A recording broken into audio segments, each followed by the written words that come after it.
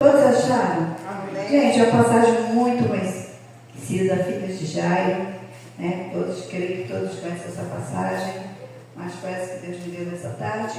E passando Jesus outra vez no barco para outro lado, juntou-se a ele uma grande multidão, e ele estava junto ao mar. E eis que chegou um dos príncipes da sinagoga, por nome de Jairo, e vendo, prostrou-se aos seus pés. E rogava-lhe muito, dizendo: minha filha está moribunda, rogo que venha e lhe ponha as mãos para que saia. E foi com ele, seguiu uma grande multidão que o apertava. Pode se sentar em nome de Jesus. A palavra de Deus, né, irmão, se renova cada dia. Cada dia Deus tem sempre algo para ministrar no nosso coração.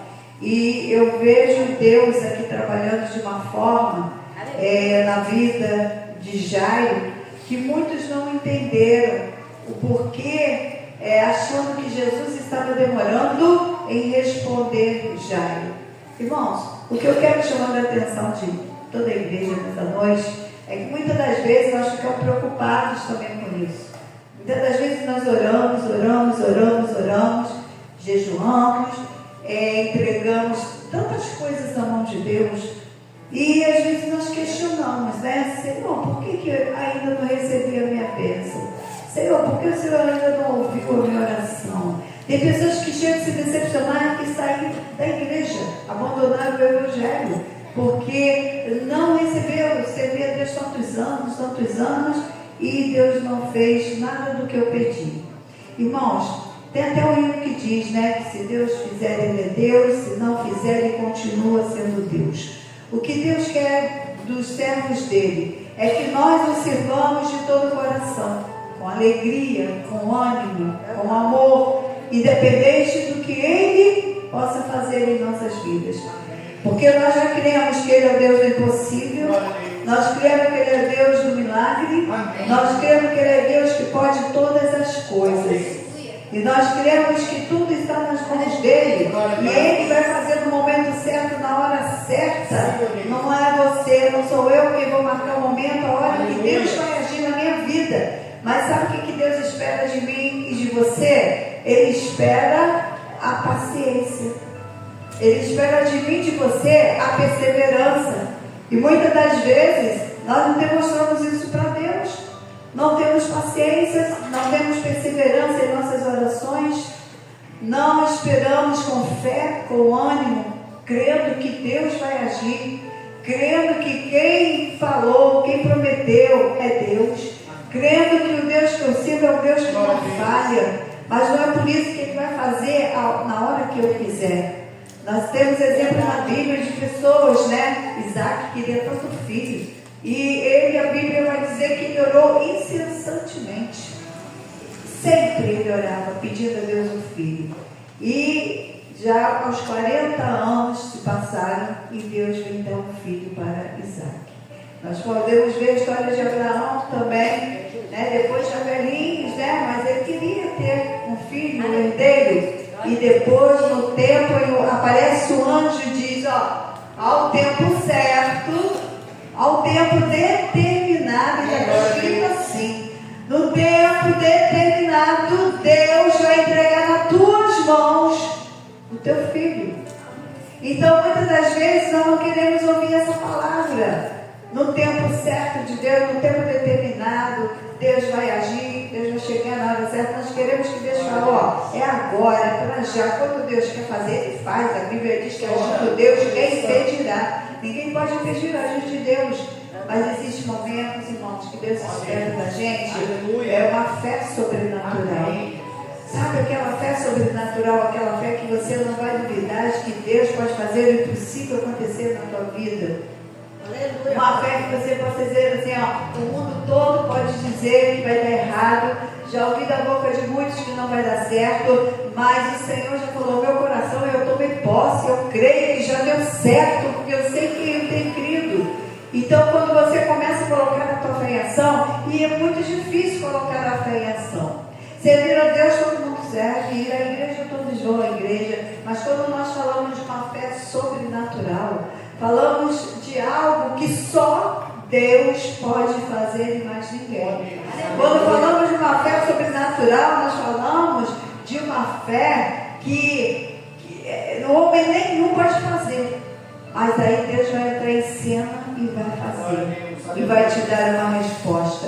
Lembra de Elias, quando ele estava depressivo? Ele teve depressão, perseguido por Jezabel, e ele entrou em depressão, e por ele mesmo se esconde dentro de uma caverna, e ali ele fica quietinho, curtindo a depressão dele, com medo, com pavor, desespero, né, da mulher que Jezabel manda matar. Mas aí ele fala, então eu voz de Deus, Deus fala comigo, tenho eu sido zeloso com a tua obra. E quantas vezes nós falamos assim, Senhor, tenho eu caminhado para a tua obra, Senhor, tenho eu ganhado algo para o teu reino, Senhor, tenho eu feito a tua vontade, o que está acontecendo?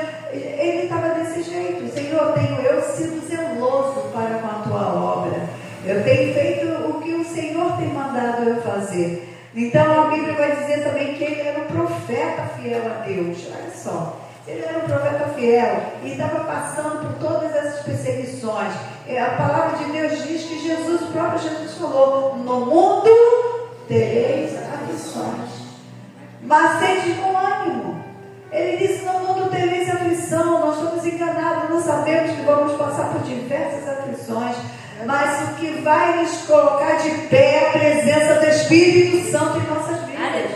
O que não pode faltar é a presença de Deus na nossa vida, porque é Ele que vai nos sustentar, é Ele que vai nos pôr de pé. A mão, os braços fortes do Senhor estará conosco. Então a palavra de Deus fala que ele queria ouvir a voz do Senhor. Ele escuta assim de repente um terremoto, um tremor de terra deu ali, e ele falou, agora que Deus vai falar comigo. E ele sai para fora da caverna e nada acontece. E depois ele vê um vento forte soprar aquele vento e diz, agora ele vai falar comigo, e nada acontece.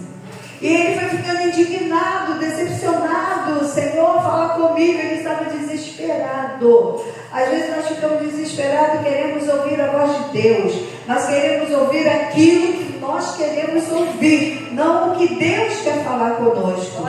E quando veio uma brisa suave, aleluia, o Senhor fala com Elias, o que fazes tu aí na caverna? Sai daí, que aí não é teu lugar. E muitas das vezes a caverna representa um estado de depressão, um estado de angústia, representa o nosso estado espiritual. Muitas das vezes, interiormente, nós estamos doentes. Muitas das vezes a caverna é isso. Nos colocamos em situações frustrantes, que achamos que não tem mais jeito mais para a nossa vida. Achamos que tudo acabou. Então o Senhor dá aquela repreendida, que fazes tu aí na caverna? Muitas das vezes nos aprofundamos em maus pensamentos. Aconteceu algo na tua vida que marcou a sua vida, deixou você angustiado e marcou de tal maneira que você não consegue mais ser feliz. Isso é uma caverna que o Senhor vai mandar sair hoje em nome de Jesus. Ele falou, sai para lá fora, porque eu não te mandei se colocar na caverna. E nós podemos ver daí por diante muitas pessoas que sofreram decepções, mas depois entenderam o que Deus quis dele. Depois o Senhor fala com ele e ele entende perfeitamente o que Deus queria verdadeiramente dele. E Deus, ele quer algo de mim e de você também. Que nós possamos adorar o Senhor em espírito e verdade. Nós possamos adorar o Senhor de todo o nosso coração. Glorificar a Deus em tempo bom e em tempo ruim. Sabendo que Ele é o nosso Deus, independente do que Ele vai fazer ou não. Não importa quanto tempo está levando, está acontecendo na tua vida. Mas a tua fé vai fazer você enxergar com os olhos espirituais dessa forma. Eu não estou sozinho nessa guerra. Deus está comigo, Deus está no controle. Quando nós estamos vivendo uma vida de intimidade com Deus, uma vida com o Senhor, nós não conseguimos pensar de modo negativo mais. Nós não conseguimos, por mais que o inimigo tenta nos confundir, Por mais que o inimigo tenta convencer que você está derrotado, que você é um fracassado, que você não vai conseguir mais nada, mas o Espírito de Deus, que fala mais forte no teu coração, vai dizer: você já é vencedor, já é vitorioso, porque vem as guerras, vem as tempestades, vem as provações, as lutas, e você permaneceu de pé, você está firme. Isso é porque você é forte? Não, é porque o Espírito de Deus está presente na tua vida. Então nós devemos olhar dessa forma. Então, que me chamou a atenção nessa passagem aqui, que Jairo, ele vai ao encontro do Senhor, e Jairo não era qualquer pessoa, ele era um príncipe da sinagoga. Olha só, irmão, um doutorado na lei. Olha só, ele dava ensinamentos, ele conhecia perfeitamente a lei, e ele era um homem bem sucedido na vida, ele não era qualquer pessoa. Mas aí ele vai ao encontro de Jesus, sabe por quê? Ele ouviu falar dos milagres que Jesus fazia. Mas já ele está passando por uma situação frustrante, que ele está perdendo a sua única filha. Muitas das vezes nós ficamos no desespero justamente por isso, porque estamos perdendo o que é de mais precioso na nossa vida. Porque estamos vendo que está escapulindo, está caindo pelas minhas mãos aquilo que eu mais amo, aquilo que eu mais quero na minha vida. E isso cria uma frustração, uma angústia muito grande. E Jairo estava assim, Jairo só tinha uma única filha. E ele está vendo a filha dele moribunda. Ela está doente, ou seja, quase que morrendo. E Jairo pensou: vou até o Senhor. Olha só, segundo passo. Primeiro passo é reconhecer que Jesus está aqui. Diga glória a Deus. Segundo passo, agora se prostrar diante dele. Se prostra diante dele. Ele poderia dizer: tem tanta gente aqui que me conhece, porque tinha uma multidão. Eu vou me ajoelhar aqui na frente de todo mundo. Eu sou um príncipe da sinagoga, um doutor na lei. Mas ele não quis saber da postura dele, do status dele. Ele quis saber que ele estava dependente da misericórdia de Deus. Ele estava diante de alguém que poderia ajudá-lo. Essa era a fé dele. E por isso Jairo chega diante do Senhor. Eu imagino aquele homem tão importante, como chamou a atenção de todos que ali estavam, vendo aquele homem se prostrando diante do Senhor Jesus, chorando e rogando-lhe muito, dizendo: minha filha está muito mal, eu rogo-te que venha e lhe ponha as mãos para que ela saia viva. Então ela disse: eu te peço, Senhor, vai pôr as mãos sobre a minha filha, porque eu creio que se eu fizer isso, eu creio que ela vai ser curada. Isso é fé. E a palavra de Deus então vai dizer que Jesus estava ali atendendo outras pessoas também. E deu a impressão que Jesus ignorou o que ela falou. O que ele falou. Deu a impressão que Jesus não ouviu o que ele falou. Porque Jesus estava ouvindo. Jesus está ouvindo você falar. Jesus está ouvindo o seu clamor. O fato dele não atender não quer dizer que ele não está te ouvindo. Ele está ouvindo. Ele tem se agradado das nossas orações, da nossa perseverança, da nossa paciência, mas Ele está preparando o momento certo para mandar a nossa vitória. Aleluia. E a palavra de Deus diz que Ele, e foi com Ele, e seguiu uma grande multidão. Mas aí a palavra de Deus vai dizer que chega alguém perto de Jairo e diz para Jairo assim, chegou por trás dele e disse assim: Jairo, não importune mais o mestre. Sabe por quê? Sua filha já morreu. Logo mais adiante você vai ver escrito: sua filha já morreu. Irmãos, quem de nós receberíamos essa palavra tranquilamente? Eu estou orando, eu estou chorando, eu estou pedindo a Deus que dê vida a alguém que eu amo, que eu quero ver de pé, eu quero ver essa pessoa curada. E de repente chega alguém e diz assim: para de orar porque já morreu, já acabou, não tem mais jeito. Mas a palavra de Deus fala que Jairo continuou ali. falando com o Senhor, prostrado diante do Senhor. Olha que coisa linda, o coração está doendo, mas eu não vou sair da presença do Senhor. Estou passando luta, mas vou permanecer firme, porque a minha vitória depende de eu estar firme na presença de Deus. E Jairo continua ali na presença do Senhor, ele não se apartou dali. Mas o que me chama a atenção é que sempre vai ter alguém para bater nas suas costas e dizer: não adianta não, para de orar, para de lutar por aquela pessoa, para de insistir de pedir essa bênção, para aquele emprego que você quer, para de insistir, tem tantas pessoas mais qualificadas que você, para de pedir. Essa causa na justiça, que nada, vai dar isso, não vai dar nada não, já passou tanto tempo. Mas Jairo não deu ouvido a essa voz. Porque para alguém dizer para você: você vai vencer, é difícil. É mais fácil aparecer aqueles que vão dizer: desiste, porque não tem mais jeito. Mas a palavra de Deus fala que Jairo continuou. Eu imagino o desespero de Jairo, chorando, prostrado, e chorando, para dizer: estou falando com o Senhor e parece que Ele não está me ouvindo. Mas eu vou continuar falando, vou continuar orando. É como aquela mulher cananeia que está na palavra de Deus, que diz que ela vai ao encontro de Jesus e diz: Senhor, tem misericórdia de mim, socorre minha filha, porque ela está terrivelmente endemoniada. E o Senhor continua dando ensinamento aos discípulos. Você sabe que você está falando com o pastor, e o pastor está olhando, está atendendo as pessoas, o pastor está muito mal, vai na minha casa e está olhando. Cria-se uma frustração no nosso coração. Aleluia, Deus. E ela falava: minha filha está terrivelmente endemoniada, porque ela percebeu algo estranho na sua filha. O comportamento não era normal. E ela vai pedir socorro. Quem é Jesus? Então a palavra de Deus fala, ela não era do povo de Israel. Então se eu falar primeiro, eu dou para os meus filhos aqui. Primeiro é para eles. Depois ela: Senhor, mas os cachorrinhos também comem das migalhas que caem no chão.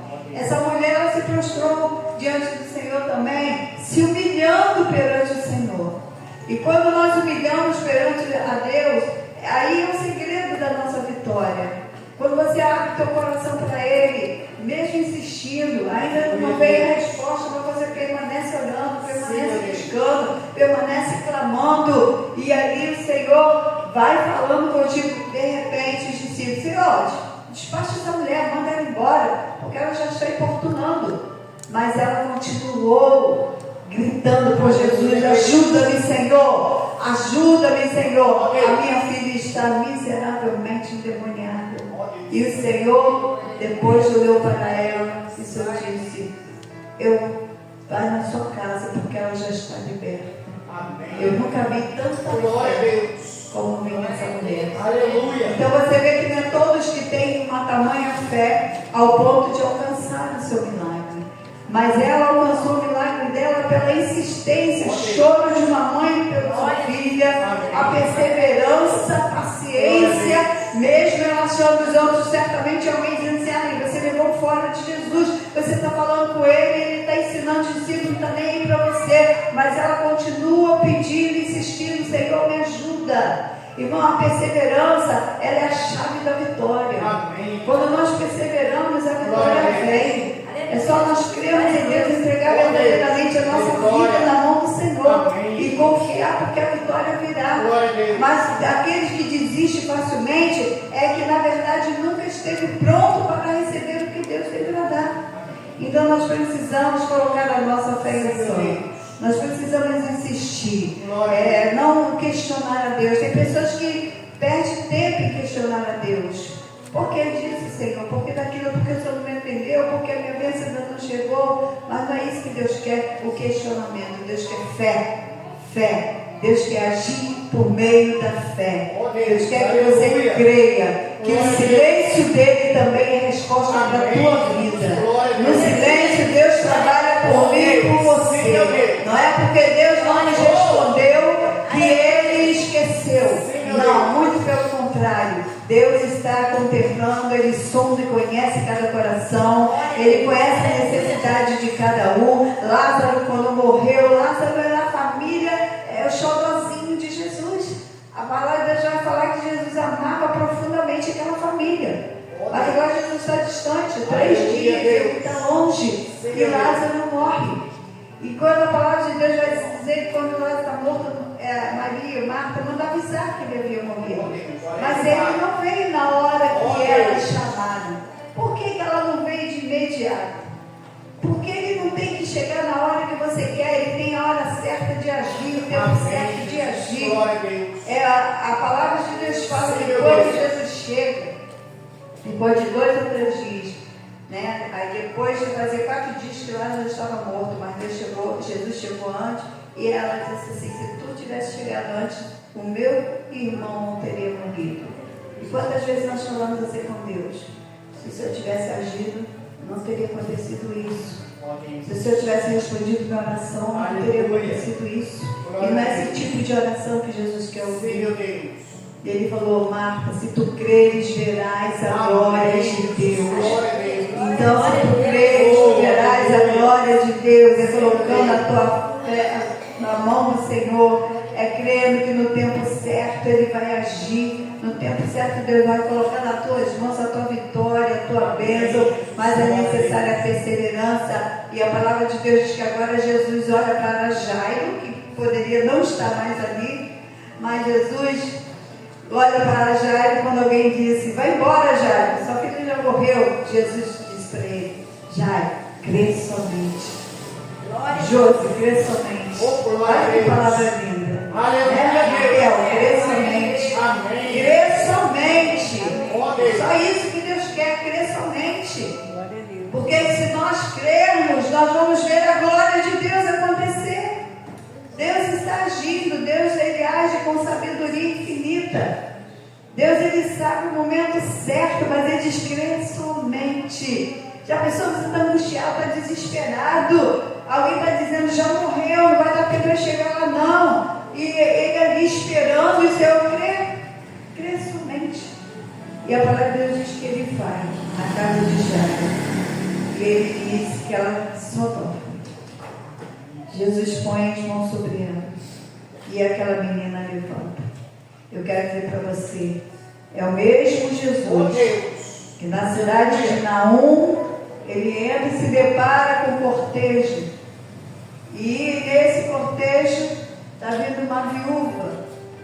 A mulher, olha a dor dessa mulher. Só tinha um filho, ficou viúva, passou pelo mesmo caminho ali agora, para enterrar agora o seu filho. Olha o sofrimento. E a palavra de Deus fala que Jesus se depara com aquele cortejo. E Jesus diz para aquela mulher: mulher, não chore. Isso quer dizer que Jesus tem sempre uma palavra de consolo para mim e para você.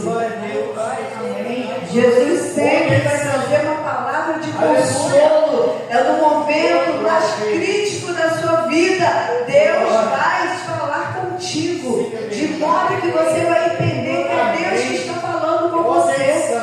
Não chore, aquieta o teu coração, acalma o teu coração. O Deus que você serve, Jesus que está aqui nessa noite, é aquele que acalmou a tempestade, é aquele que mandou o vento se calar, é aquele que tem poder sobre todas as coisas. Ele disse para aquela mulher, ele toca ali naquele defunto e diz: levanta, levanta, jovem. E aquele defunto levantou. Houve vida sobre aquele jovem. Isso mostra que o nosso Jesus é o Deus do impossível. Ele faz aquilo que o homem não faz. Ele pode todas as coisas, mas ele quer fé. E ele diz para aquela mulher, chorando, dependendo do seu único filho, porque já estava viúva, era sustentada pelo esposo. Naquele tempo a mulher não trabalhava como diz de hoje, era sustentada pelo esposo. O esposo morre, agora seu filho morre. Ali estava acabando todo o sonho dela. Ali ela estava indo enterrar o seu sonho. Talvez você esteja um passo disso, dizer: Senhor, eu estou um passo de enterrar os meus sonhos. Senhor, eu estou já desiludido, sem esperança. Senhor, eu não vejo saída mais para a minha vida. Senhor, eu não consigo me curar, me livrar, me libertar dessa depressão. Senhor, eu não consigo resolver essa causa, esse problema na minha família. Senhor, eu não vejo solução na minha vida conjugal. Senhor, eu estou passando por um processo na minha vida que eu, de mim mesmo, eu olho e não vejo tudo escuro. Eu não consigo ver uma resposta. Mas o Senhor diz para você nessa noite: crê somente. Crê somente. É só isso.